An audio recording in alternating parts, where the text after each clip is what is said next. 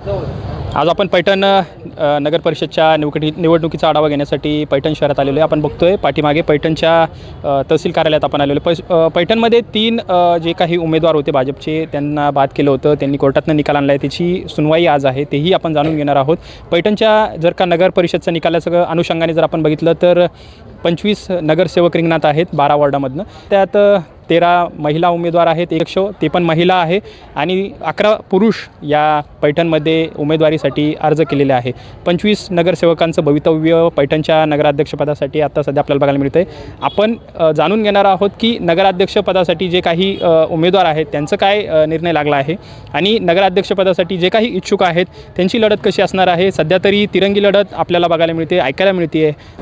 आज आपण पैठणमध्ये आलेलो आहे। पैठणच्या तहसील कार्यालयामध्ये 3 उमेदवार जे होते भाजपचे, अपात्रतेचा जो काही निर्णय होता तो आता लागलेला आहे। नेमकं काय ठरलं आहे, आपल्यासोबत नगराध्यक्षपदाचे उमेदवार सुद्धा आहेत, त्यांच्याकडनंही जाणून घेणार आहोत काय आहे निर्णय आणि कशी लढत असणार आहे, काय सांगाल?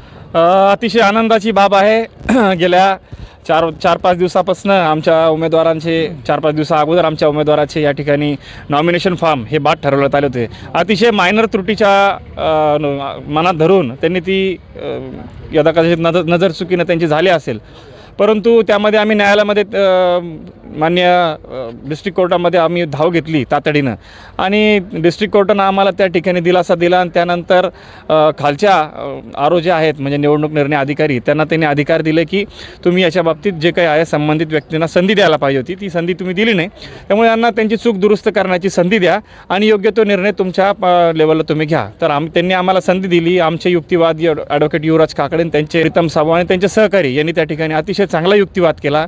संबंधित निवडणूक निर्णय अधिकाऱ्याला त्यांनी पटवून दिलं की कशा पद्धतीनं आपली ही चूक झालेली आहे, ही चूक आपण दुरुस्त करावं आणि आमच्या उमेदवारांना आपण आपले चिन्ह म्हणजे चिन्ह बहाल करावं आणि त्यांना अधिकृत भारतीय जनता पार्टीचा उमेदवार म्हणून घोषित करावं।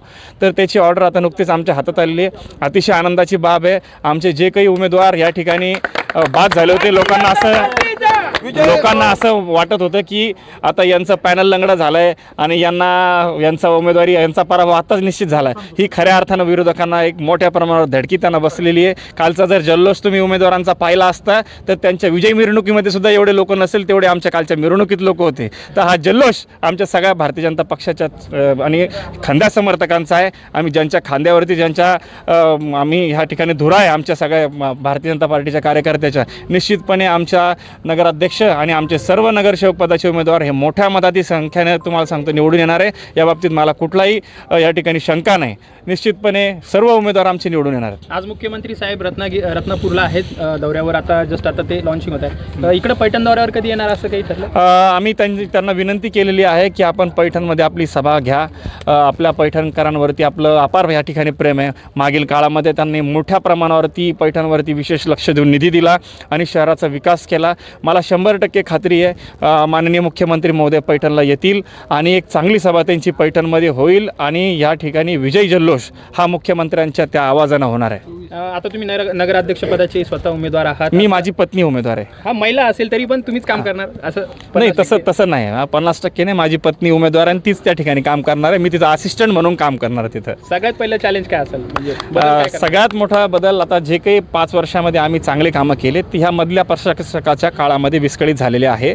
हे सर्व काम सगळ्यात मोठं आव्हान आमच्यासमोर तेच असणार आहे। हे सगळं काम पुन्हा नव्यानं पूर्ववताला आणायचं आणि त्यानंतर जे काही विकास कामे रखडलेली आहे, शहरातल्या जे काही संबंधित व्यक्ती आहेत त्यांना विश्वासात घेऊन आम्ही ह्या ठिकाणी कामे करणार आहोत। सर्व विकास कामे करणार आहोत। घरकुलाचे प्रकल्प, आमच्या डोक्यामध्ये भरपूर स्वप्न आहे। आमच्याकडे प्रचंड मोठं आमच्याकडे विजनरी सगळे आमचे उमेदवार आहेत। आमचे उमेदवार बघा तुम्ही, सगळे तरुण उमेदवार आहेत आणि अनुभवी, त्यांना म्हणजे फील्डवरती काम करण्याचा प्रचंड त्यांची इच्छाशक्ती आहे। ह्या सर्व उमेदवारांच्या बळावरती आम्ही एक चांगलं स्वच्छ सुंदर पैठण आणि एक चांगलं पैठण आम्ही या ठिकाणी करण्याचा आमचा मानस आहे। मला सुरुवातीपासूनच न्यायदेवतेवर विश्वास होता आणि शेवटी आम्हाला जो विश्वास होता त्याच विश्वासाच्या जीवावर आम्ही न्यायालयीन लढा लढलो आणि तिथंसुद्धा आमच्या बाजूने न्यायदेवतेने निकाल दिला आणि आजसुद्धा आरो मॅडमसमोर आर्ग्युमेंट झाली सकाळी, तिथंही आम्हाला विश्वास होता का आमची न्यायाची बाजू एकदम भक्कम आहे आणि तिथंही आम्हाला अतिशय चांगला असा निकाल दिला आणि मॅडमने निर्णय आमच्या बाजून दिला. त्याबद्दल मी सर्वांचे, न्यायदेवतेचे आणि मॅडमचे खूप खूप मनापासून धन्यवाद करतो. आता नगरसेवक तुम्ही बनणार आहात. नगरसेवक झाल्यानंतर वार्डात काय काय विकास करणार? वार्डात तसे आता